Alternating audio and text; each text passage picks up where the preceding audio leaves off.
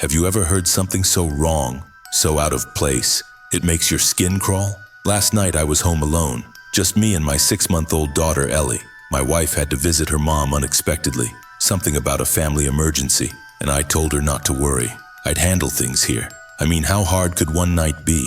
Ellie had already been getting better with sleeping through the night. I was a little nervous, sure, but I felt good about it, like I was finally stepping up as a full-on dad. I got her ready for bed around 8:30, fed her, burped her, read her a story even though she didn't understand a word of it, and placed her gently into the crib. We have an old-school baby monitor, audio only. No camera, no night vision, no motion sensor. It crackles a little, but it's worked fine so far. I set it on the coffee table in the living room, turned the volume up just enough to catch any movement or sounds, and started watching Netflix. Just another quiet night at home, or so I thought. At around 10:45 I heard something. Not crying, not babbling. It was this deep, rhythmic breathing. So slow, almost too slow. It didn't sound like Ellie, it didn't even sound like a child, it sounded adult. At first I figured it had to be interference or feedback. Maybe one of the neighbor's baby monitors picked up our frequency.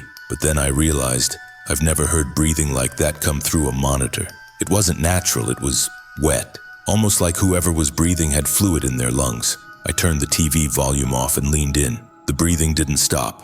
If anything, it got clearer, like the source was getting closer to the microphone. I whispered, "Ellie," just to see if it'd trigger some reaction, but nothing changed. The breathing just continued until it didn't. It stopped. No static, no movement, just total silence. I stood up slowly, heart pounding. I walked upstairs, every floorboard creaking louder than I remembered. I opened the nursery door quietly. Ellie was still sleeping soundly, peaceful. Her blanket was pulled up to her chest just like I'd left it. Her bunny stuffed animal was still by her side, but something felt off. The air in the room was colder than the rest of the house, the kind of cold that doesn't come from a draft or an open window. It felt like I had just stepped into a walk-in freezer. I checked the windows, locked. The vents, normal. No weird noises, no open doors. I stood there for a minute, watching, waiting for something, anything to explain the breathing I'd just heard. And then right as I turned to leave, I thought I saw a shadow move across the far wall. Just a flicker, gone before I could focus on it,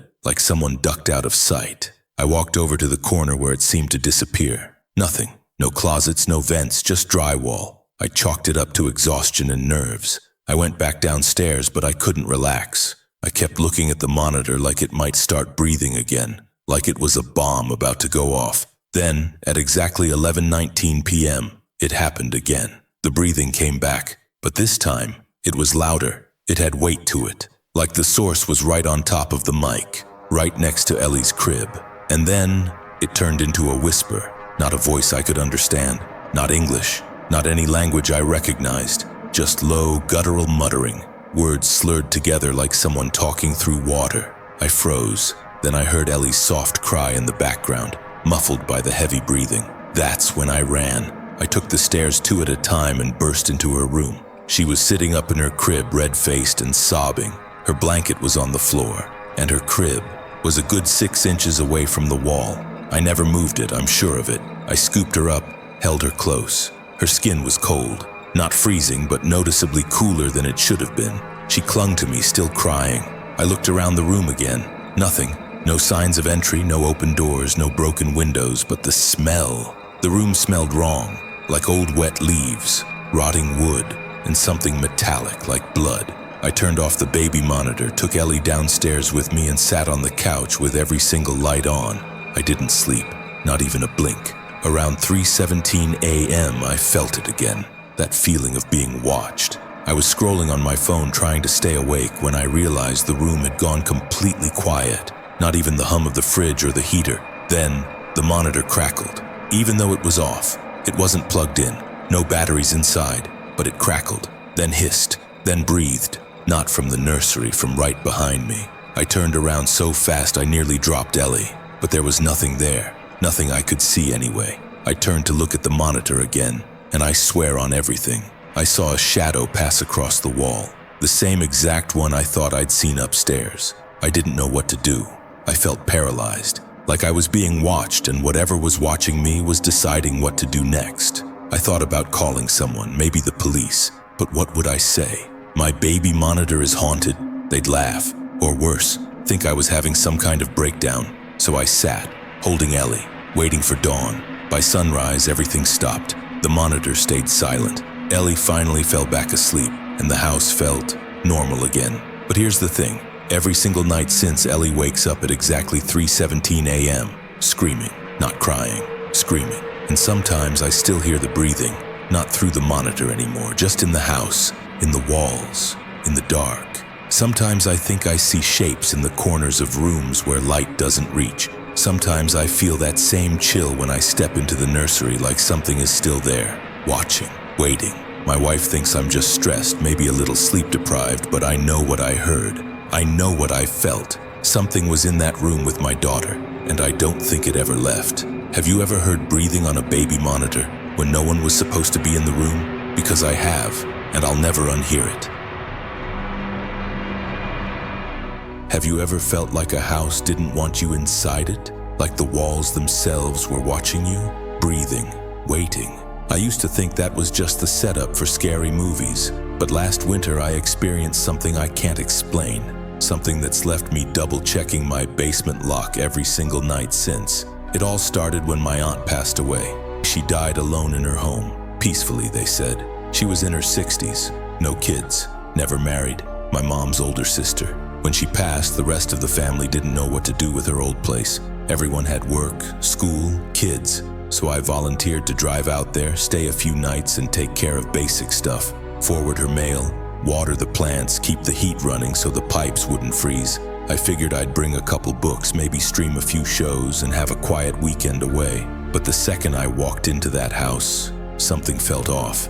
It was cold, colder than it should have been, even in winter. And it smelled like dust and something else I couldn't place, something like metal. Still, I chalked it up to an old house being empty for a while. I dropped my bag in the guest room and walked around. Everything was untouched. Same faded wallpaper, same ceramic figurines she always had on the shelves. But it felt stale, like the house hadn't just been empty, but waiting.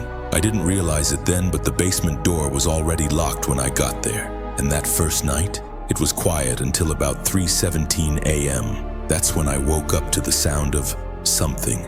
A low dragging noise like something heavy sliding across cement. It was distant, but I could feel it beneath me. The basement. I got up and went downstairs, trying to convince myself it was just the house settling. But as I stepped into the kitchen and reached for the basement door, something made me stop. It was locked. From the inside, the handle wouldn't budge no matter how hard I turned it. A deadbolt, but on the wrong side. At that point, I was spooked, sure, but not terrified.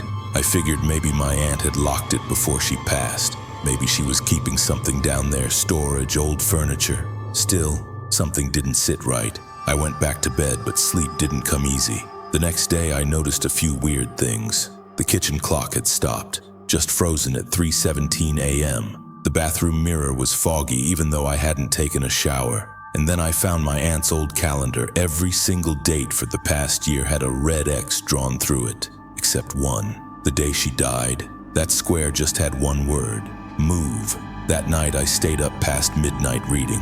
I left the TV on for background noise. I didn't want to hear silence, but even over the sound of the TV I heard it. A faint tapping. It started slow, then got faster, then stopped completely. I muted the TV and held my breath. Then something slammed against the basement door. Not a knock, a slam, like someone throwing their full weight into it. I jumped up and ran into the kitchen, heart racing. The door was still locked, still shut tight, but this time I heard a voice, faint, garbled, like it was underwater. It sounded like a woman, and she was crying, "Please help me." My skin went cold. That wasn't just in my head. I leaned closer, just enough to hear. The voice stopped and was replaced by something else. Something low, growling. I backed away fast and turned on every single light in the house. I didn't sleep. At sunrise, I called a locksmith. I told him the basement door was stuck and I needed it opened. When he arrived, I noticed something. He hesitated when he touched the doorknob. "Old lock," he said. "Real old, rusted tight. You sure there's nothing living down there?" I didn't respond. When he finally pried it open, the smell hit us instantly. Not mold, not rot, rust, metal. And something else, like something had been wet too long and was starting to turn. We looked down the stairs. It was dark. No light bulb, no switch. Just a narrow set of concrete steps vanishing into pitch black. He didn't want to go down there, and honestly, neither did I. But curiosity got the better of me. I grabbed a flashlight and stepped down slowly. Each step creaked. The air got colder with every breath, and then I saw them. Scratches on the walls, the floor, the inside of the basement door. Long, deep grooves, some of them bloody. There was an old mattress on the floor, stained, torn, and beside it a metal chair with leather straps still hanging from the arms. And in the far corner, a wooden crate, locked shut, but scratched into the front, was a word: eyes. I backed away slowly. I didn't want to see what was inside. As I turned to go upstairs, something moved in the shadows. I didn't look back. I ran. That night I slept in my car. I wanted to leave, but part of me needed answers. I remembered a box of old letters my aunt kept in her room. Inside was a journal, one I'd never seen before. She wrote about dreams, about how she had once tried a seance with friends when she was young, how something answered back, how it never left, how she tried to trap it, to isolate it, to starve it of attention. She wrote about rules: never speak to it, never open the crate, never stay in the house after 3:17 a.m. And most disturbing of all, it mimics the voices of those you miss the most. I remembered the crying voice, the woman begging for help. It sounded just like my mom. I packed my things at sunset and drove through the night. I don't talk about what happened there, but sometimes in the early hours of the morning I hear the floorboards creak in my own house. And my basement door? Now I keep it locked. Not to keep things out, but in case something followed me back.